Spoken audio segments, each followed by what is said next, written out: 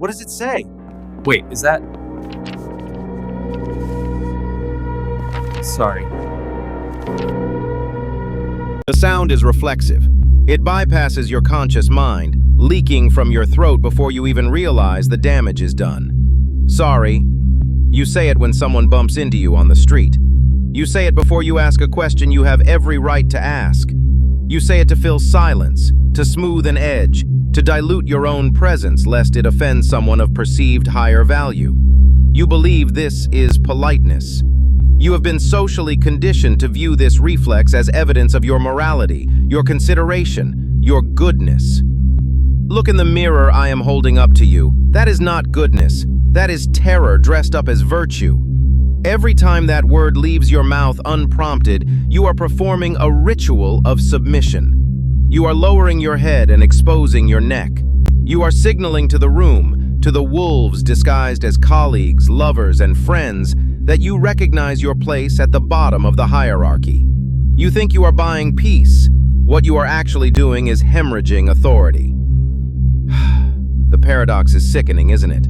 The very trait you pride yourself on, your inoffensive nature, your eagerness to de-escalate, is the precise reason you are consistently overlooked, undervalued, and stepped upon. You are not building bridges. You are laying yourself down as the foundation for others to walk over. You have become the world's doormat, and you have the audacity to confuse the footprints on your back with a pat of approval. Wake up! Your niceness is a survival strategy for a threat that doesn't exist. You are acting like prey in a room full of people just waiting for permission to act like predators. And you, with your incessant apologies, are giving them that permission. Let us dissect the anatomy of your failure with clinical precision. Human interaction is governed by immutable laws of power. It is a continuous, subconscious negotiation of status. In every exchange, there is a dominant element and a submissive element. There is no neutrality. When you lead with an apology, you trigger three specific psychological mechanisms in the observer. First, the principle of reactive devaluation. In negotiation theory, any offer made unprompted is immediately viewed with suspicion and assigned a lower value. When you offer an apology without it being demanded, you devalue your own standing. You are telling the world, my comfort, my opinion, and my space are worth less than yours. The market believes you. If you treat your own dignity as cheap, why should anyone else pay a premium for it? Second, the predator algorithm. Machiavellian actors scan the environment for signals of high agreeableness and low conflict tolerance. The reflexive apology is the loudest signal you can broadcast. It tells the predator, this organism fears tension. This organism will absorb blame to restore equilibrium. You have trained the people around you like Pavlov's dogs. Your anxiety is the bell. Their aggression is the salivation. They know that if they apply just enough pressure, just enough silence, or a slight furrow of the brow, you will crack and offer an apology to soothe their discomfort. You are managing their emotions at the expense of your reality. Third, the status exchange audit. Every social transaction is an exchange. In a healthy dynamic, value is exchanged for value, respect for respect. In your dynamic, you are running a deficit. You are trading your tangible status for the intangible, fleeting currency of likability. You are playing chess with an opponent who is playing for blood, while you are terrified of taking their pieces because you don't want to seem mean. You are sacrificing your knights and bishops, your competence and your boundaries, just to keep your pawns safe for another turn. The cost of this strategy is not just professional stagnation or bad relationships. The ultimate cost is the corrosion of the self. You wear the mask of the nice person, the peacemaker, the accommodating soul.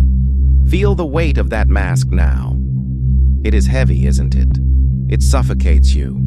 It requires you to constantly repress your shadow, that part of you that is self-interested, aggressive, and capable of imposing its will upon the world.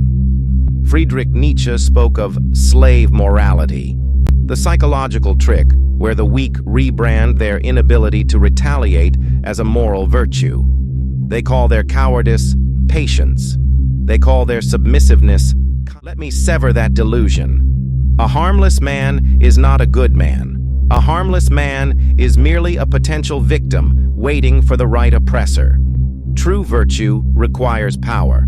It requires the capacity for mayhem, the capability to show teeth, constrained by voluntary discipline. If you cannot say no, your yes is meaningless. If you cannot withhold an apology, your apology is worthless. By constantly apologizing, you are signaling that you lack that capacity for danger. You are sterile, and in the grand, cold calculations of nature and society, that which is sterile is discarded. The price you pay for your addiction to sorry is respect. You have chosen to be liked by many, feared by none, and respected by fewer. Let us examine the symptoms of your pathology. These are not quirks. These are strategic failures manifesting in your adult life. Manifestation 1. The professional subordinate. In a meeting, you have a critical point to make. You raise your hand tentatively. You clear your throat. And you begin with, "Sorry to interrupt, but I was just thinking." You have just framed your valuable contribution as an intrusion. You have pre-apologized for your own competence. You are signaling to leadership that you belong in the support staff, not the executive suite. Manifestation 2. The spatial contraction. Watch yourself in public spaces.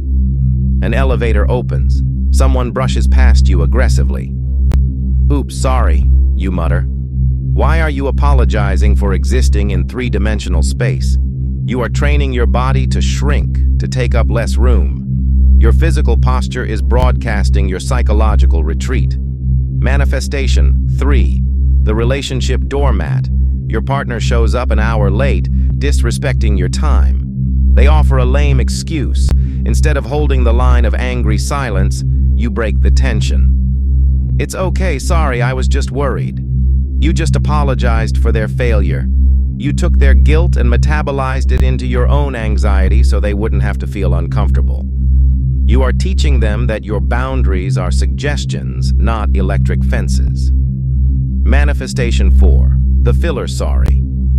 Listen to your speech patterns. You use sorry as punctuation. It has replaced the pause. It is a verbal tick designed to ensure that nobody in your vicinity ever feels challenged by your presence. It is the sound of a desperate need for external validation. Manifestation 5. The false responsibility. You apologize for things outside your control, the weather, the traffic, the technical glitch. By doing this, you are telling the world you are responsible for everything and in control of nothing. It is a pathetic attempt to appear useful by assuming blame you do not deserve. Manifestation 6. The retrospective agony. After a social interaction, you replay the tape in your mind. You agonize over tone. Did I say that too harshly? Did I offend them? Should I text them to clarify? This self-gaslighting consumes your mental energy. You are haunted by the phantom displeasure of others. Every one of these behaviors is a brick in the wall of your own prison. You are your own jailer, and the word sorry is the key you keep handing through the bars to people who disdain you. The path out of this servitude is painful. It requires the death of the person you think you are. You must adopt a new, colder discipline, the discipline of the sovereign. The rule is absolute. Never apologize for taking up space. Never apologize for having a boundary. Never apologize for your competence. When you feel that reflex bubble up in your throat, that burning need to say sorry to break an uncomfortable silence, choke it down. Let the silence hang. Let the tension build. That tension is not an error. It is power accumulating in the room. Learn to sit in it. Watch as others squirm to fill the void that you created by refusing to submit. If you must acknowledge an error, a genuine, measurable error, do not apologize. Take ownership. Replace "sorry I'm late" with "thank you for waiting." Replace "sorry to bother you" with "I need 5 minutes of your time." Replace "sorry I disagree" with Subscribe. Integrate the shadow.